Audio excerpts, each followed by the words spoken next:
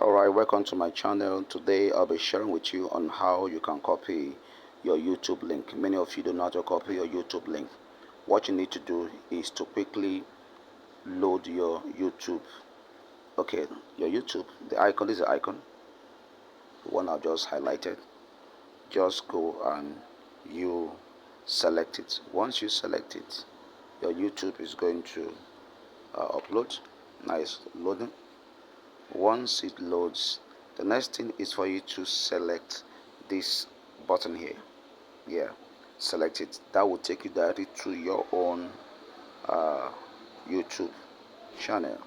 Once you do that, it loads. Now after loading, the next thing is to select your channel name. This is a channel. This is my own channel name. Pastor Francis Kano is my channel name. Select it. Once you select it, then it opens this interface where you have this pen icon, where you manage your video. Quickly select the pen icon.